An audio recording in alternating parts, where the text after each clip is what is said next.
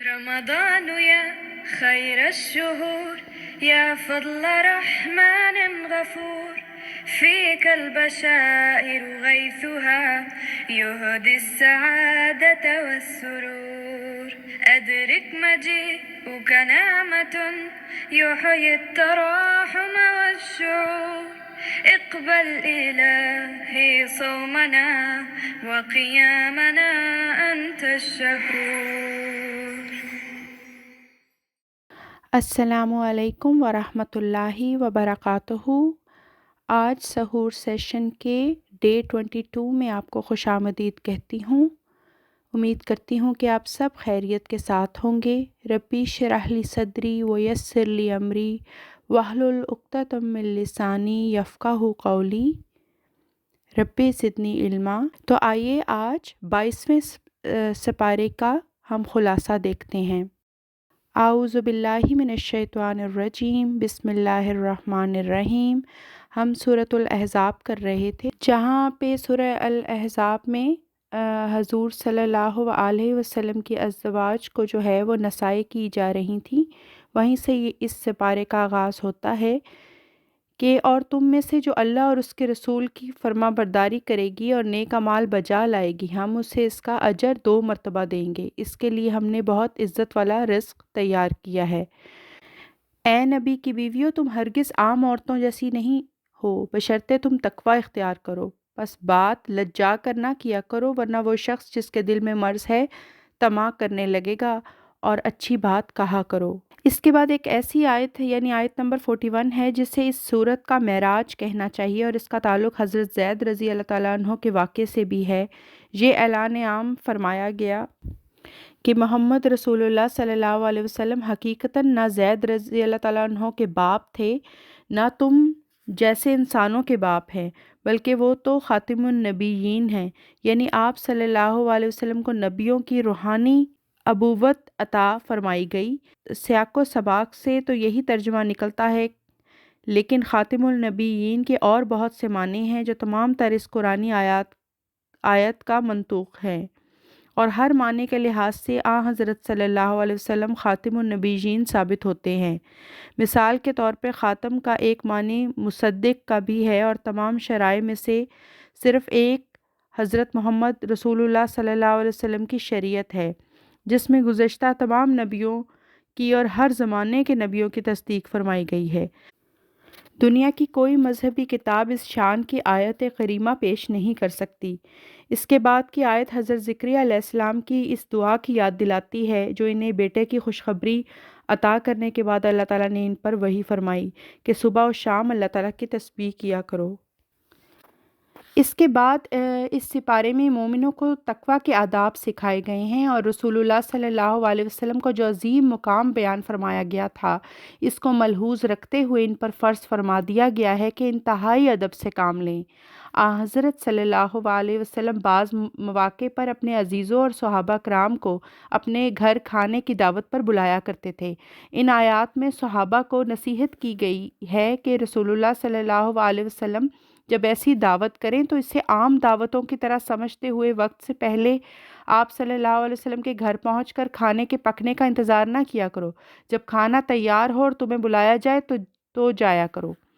اور اس کے بعد اجازت لے کر اپنے گھروں کو جاؤ، اور اگر کھانے کے دوران تمہیں کسی چیز کی ضرورت پڑے تو پردے کے پیچھے سے امہات المومنین کو اپنی ضرورت کی اطلاع دو۔ یہاں پاکیزگی کی تاکید ازواج مطہرات کو عام مسلمان خواتین سے بہت زیادہ کی گئی ہے، کیونکہ ان کا بلند مرتبہ تقاضا کرتا ہے کہ ان کی وجہ سے حضرت صلی اللہ علیہ وسلم کو ادنیٰ سی تہمت بھی نہ سننی پڑے۔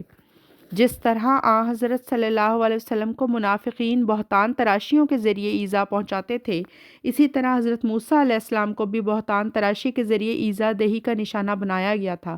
بس اس صورت کے اختتام پر یہ مضمون دہرایا گیا کہ حضرت صلی اللہ علیہ وسلم کو آپ سے پہلے جلالی نبی موسیٰ علیہ السلام کے ساتھ بکثرت مشابہتیں ہیں، اور جس طرح حضرت موسیٰ کو بتایا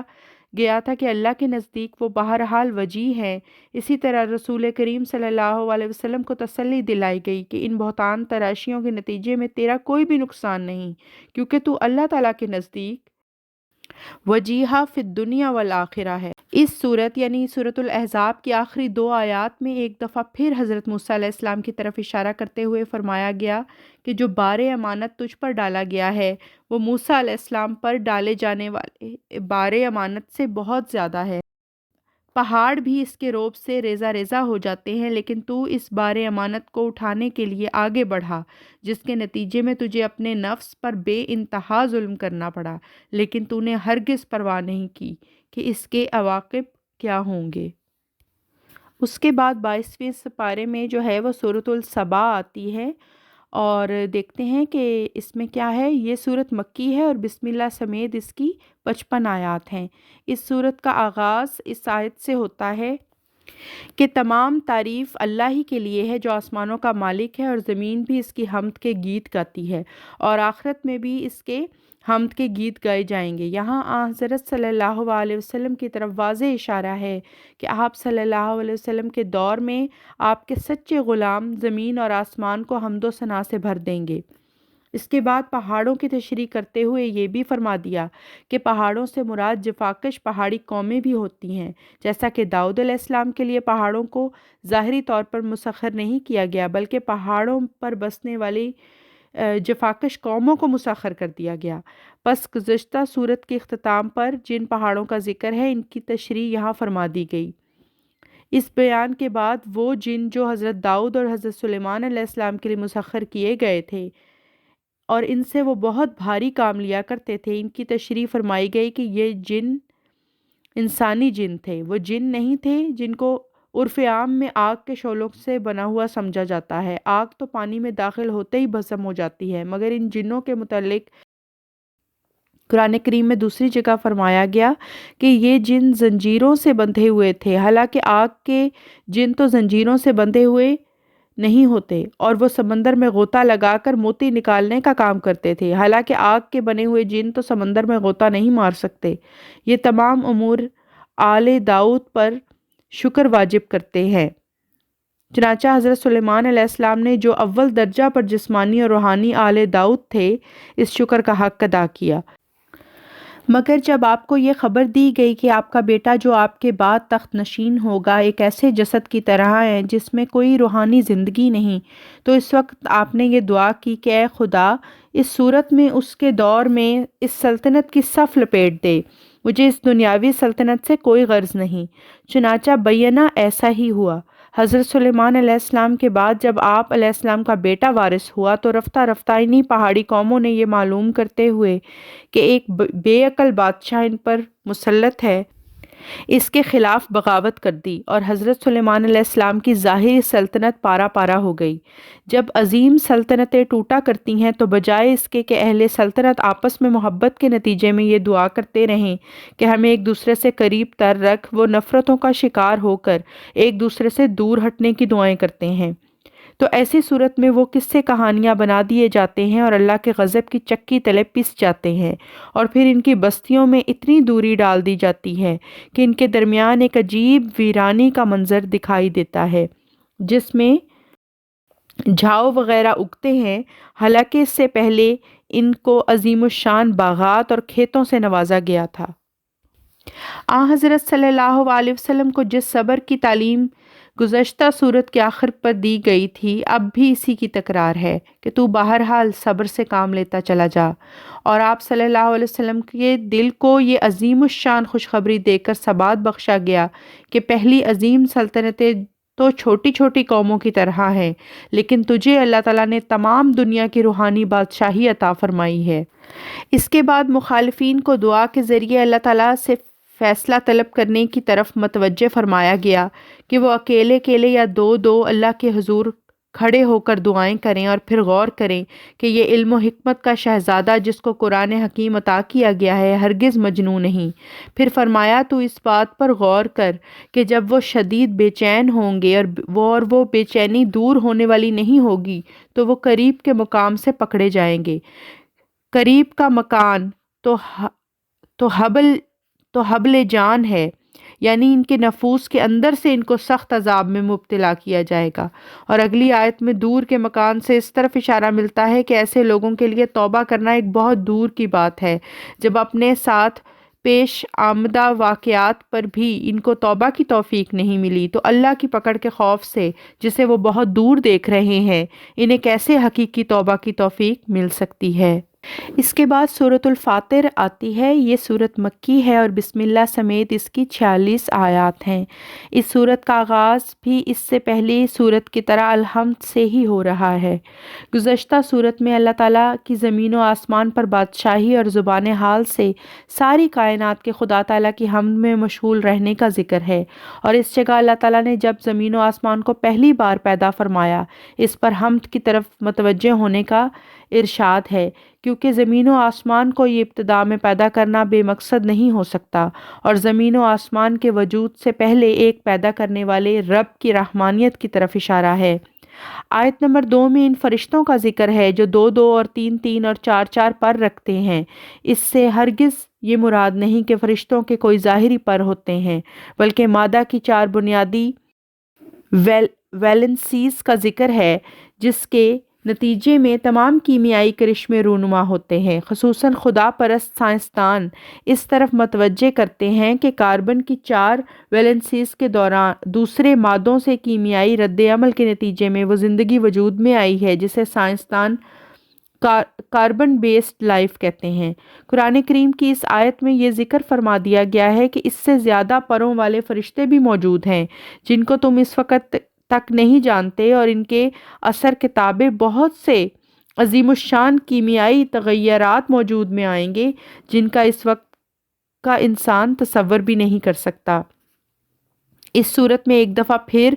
2 ایسے سمندروں کا ذکر ہے جس میں ایک کا پانی کھارا اور ایک کا پانی میٹھا ہے، لیکن اللہ تعالیٰ کی حیرت انگیز صنعت ہے کہ کھارے پانی میں پرورش پانے والے جانداروں کا گوشت بھی میٹھا ہی رہتا ہے اور میٹھے پانی میں پرورش پانے والے جانوروں کا گوشت بھی میٹھا ہی ہوتا ہے۔ یہ کیسے ممکن ہوا کہ کھاری پانی مسلسل پینے والی مچھلیوں کا گوشت اس پانی کے کھاری اثرات سے کلیتاً منزہ ہے؟ اس کے بعد ایسی آیات آتی ہیں جو بنی نوع انسان کو متنبہ کر رہی ہیں کہ اگر تم نے اللہ تعالیٰ کی نعمتوں کا شکر ادا نہ کیا اور اس کے انکار پر مصر رہے تو اگر اللہ چاہے تو تمہیں زمین پر سے نابود کر دے اور تمہاری جگہ ایک اور مخلوق لے آئے، اور یہ اللہ تعالیٰ کی شان کبریائی سے بعید نہیں۔ یہ لوگ جو اللہ کا شریک ٹھہراتے ہیں زمین میں پیدا ہونے والی چیزوں کے حوالے سے تو اس کا کوئی شریک قرار نہیں دے سکتے، تو کیا پھر ان کا تصور ان آسمانوں میں اللہ کا شریک ٹھہراتا ہے جن آسمانوں کا ان کو کچھ بھی علم نہیں؟ اس کے بعد بنی نوع انسان کو متنبہ کیا گیا ہے کہ زمین و آسمان از خود اپنے مداروں پر قائم نہیں ہیں، بلکہ اگر اللہ تعالیٰ کی تقدیر کے ہاتھ ان کو مسلسل تھامے نہ رہیں تو اگر ایک دفعہ یہ اپنے مداروں سے ہٹ جائیں تو زمین و آسمان میں قیامت آ جائے گی اور کبھی پھر دوبارہ اجرام سماوی کسی مدار پر قائم نہ ہو سکیں گے۔ اس کے بعد سورہ یاسین آتی ہے۔ سورہ یاسین مکی صورت ہے اور بسم اللہ سمیت اس کی 84 آیات ہیں۔ گزشتہ صورت کے آخر پر کفار کے اس حلفیہ عہد کا ذکر کیا گیا ہے کہ اگر ان کے پاس کوئی ڈرانے والا آتا تو وہ پہلی سب امتوں سے بڑھ کر اس کی پیش کردہ ہدایت پر ایمان لے آتے، اور سورہ یاسین کے آغاز کی آیت میں حضرت صلی اللہ علیہ وسلم کو مخاطب کرتے ہوئے اللہ تعالیٰ فرماتا ہے کہ تجھے ہم نے ایک ایسی قوم کی طرف بھیجا ہے جس کے آباء و اجداد کے پاس ایک لمبے عرصے سے کوئی ڈرانے والا نہیں آیا تھا،